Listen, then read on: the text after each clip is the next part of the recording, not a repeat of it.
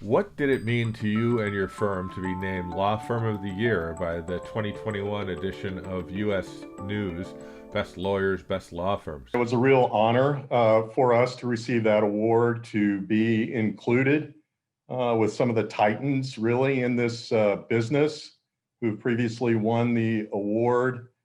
Generally, it goes to the larger, more well-known firms, like the prior winners were Sidley Austin and K&L Gates and Weil Gotshal and the like.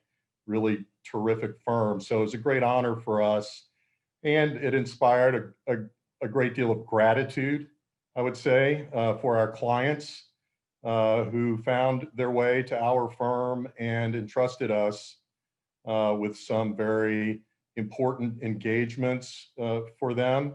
And we were able to deliver excellent results, but we're really grateful that the clients found their way to us. We were formed only 10 years ago, so we're a very young firm. We don't advertise. And so the theory behind the firm was that we would try to build an all-star team of experts, like the old movie, the baseball movie, Field of Dreams. So that was the theory. If we build it, will they come, was the open question.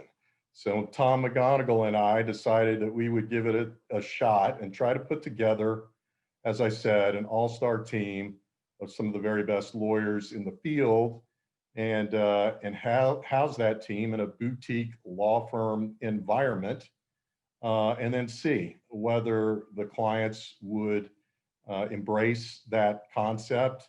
And so we feel like this award is a really nice affirmation of that model that we developed 10 years ago. What were the opportunities in the financial services law that encouraged you to open a West Coast office in San Francisco and a Chicago office last month? What we found 3 or 4 years ago was that there was something very interesting happening in financial services, and that was that there was the entrance of some real interesting disruptors in financial services, many of them leveraging the blockchain technology. People are familiar with cryptocurrencies, but the blockchain technology supports a whole host of various business models. And so we were very interested in that. We believed that blockchain was going to be a part of the future of financial services, not necessarily the future, but a significant part. And so we found ourselves traveling out to Silicon Valley and addressing seminars and conferences regarding the emerging regulatory environment for digital assets, of entrepreneurs and early stage companies wanting to talk to us, and they really needed some advice on how to navigate their way through a rather complex regulatory environment in order to achieve their business models. And so after spending 3 or 4 years traveling out there, we concluded it would be good to be on the ground in the Bay Area. And so we looked very hard for the right person to start that office, and we found that person in Mauricio Bugelsman, who has been a fantastic partner since earlier in the year, and things are going very well. We just hired our second lawyer last week, so we anticipate a lot of opportunities to come with really early stage companies as well as traditional large financial institutions out there. With respect to Chicago, obviously we have a number of partners who worked at the Commodities Futures Trading Commission and have a real background in derivatives and commodities trading and things of that nature. And so it has made perfect sense. And we've just taken a long time to do it, quite frankly. Again, waiting for the right person to start that office. And we found that person in Harris Kay. And we're just thrilled to reunite with Harris. And the reception we're getting in the Chicago market has been quite overwhelming. And we're looking to staff up to meet meet the increased demand that we're seeing in that market. What were the opportunities in the financial services law that encouraged you to open a West Coast office in San Francisco and a Chicago office last month? What we're seeing, I've been practicing law for over 30 years, and this era, meaning the last few years, has seen more disruption of the financial services delivery model than I've seen in the prior 25 years. And when you have new entrants into the space, you have new business models that the regulators may not recognize or have any experience with. And so we're advocates for the new entrants into this market to explain their business models to the regulators, get them comfortable. And we do that quite a lot. We're also doing a lot of work with entities that are setting up trading facilities, whether those are ATSs or even exchanges, to trade digital assets. And so we started off with a great expertise in trading and markets that led us to engagements for the New York Stock Exchange and NASDAQ and SIBO and BATS, et cetera. And it turns out that that expertise is translated really well to this new world of trading digital assets with clients like Coinbase and Bittrex and Gemini, et cetera, as well as many that you haven't heard of that will be entering the picture over the next year or so. And then, of course, it's part of our DNA, innovation. We have to be experts in the business. We're used to being experts in the law, but there's a real commitment here to being experts in the business. So if you take, for instance, high frequency trading, here you can find a lawyer who's not only an expert in the regulatory environment that high frequency traders must operate in, but they're also experts in high frequency trading and the algorithms, and that kind of expertise is hard to find. And we innovate here. We have an innovation lab within the firm where we create products for our clients because we feel like we can solve problems for the clients using models other than here's my hourly rate and pay me for my hours. What kind of issues is your crypto markets law practice dealing with for clients?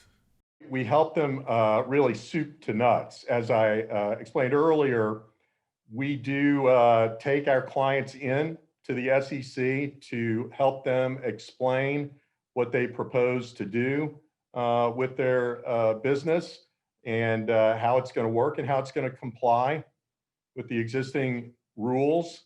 And so we advise early stage companies that are just developing their business model on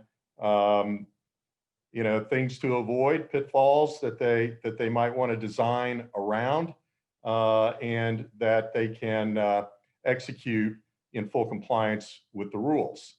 Then we also are defending cryptocurrency clients in court, whether it's SEC enforcement actions in court or other types of investor actions against issuers of tokens, that raise issues of, is this token a security or not? As you know, it's a very, very hot topic, and a lot has been said and written, and now written by some courts about the parameters of what is going to qualify as a security in this new context that the legislature, the Congress was not thinking about in 1933 and 1934. So it's been an exciting time. Things have not quite settled down. It's unsettled. And it's not just the SEC that clients have to be concerned about. There's the CFTC, there's the IRS, there are the states and their various money transmitter rules. So there's a host of rules and regulations that make it a little tricky in the early going for a company to get off the ground successfully, and they come to us for help in that regard. What opportunities will there be once the Biden administration has its new leaders in place at the CFTC and SEC? That's to be determined. There's a lot that has been written and speculated about in that regard. The speculation is that there will be stepped up enforcement from the enforcement divisions of the respective regulators. So we might see that, but I actually expect that there will be also some cooperation between industry and the regulators that has led to some positive opportunities for experimentation. We hope that's correct because we really don't want to see that happening now. And we hope that we don't see more of that in the coming years because innovation is what made this country great. The regulators should be there to stamp out the fraud, but not hinder innovation in this space, which is really pretty exciting right now. How does Murphy and McGonigle deal with the pressure for diversity in their staff from clients? We don't view it as pressure. We view it as we have a shared goal. Our clients in this law firm to create an environment that promotes diversity and inclusion in our firm and in this financial services industry. So we work cooperatively and we pay attention. It's top of mind that we staff our engagements with a diverse team because we expect a client would call it out if we didn't field a diverse team. So we share the same goals as our clients. We meet together to talk about benchmarks that we both can agree on. And this firm has joined the Mansfield Rule Project, which sets out a lot of goals for achieving increased diversity within the legal profession. And we want to be part of that. We want to be innovators around that.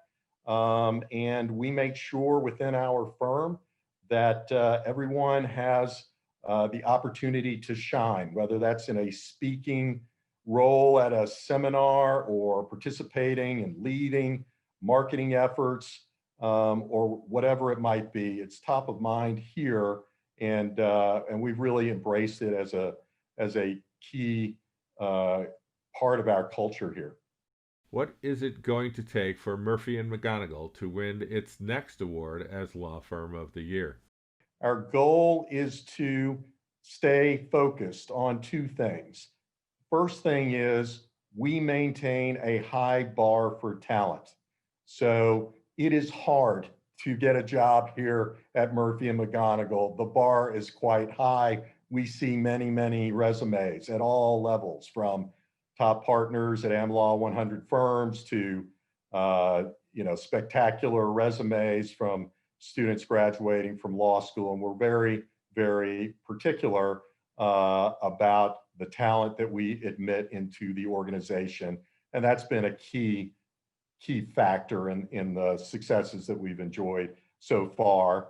And the second thing is we maintain, we focus on delivering world-class service to our clients, because we understand that the clients who come here, if they don't choose us, they're not going to go to some other 50 lawyer law firm. They're going to go to one of the other top law firms in the world, big international firms with tremendous expertise, tremendous tools, and the best technology. And we understand that we are David versus Goliath in the competition in this industry. And therefore, we must stay focused to our clients every day and delivering outstanding results so that they come back.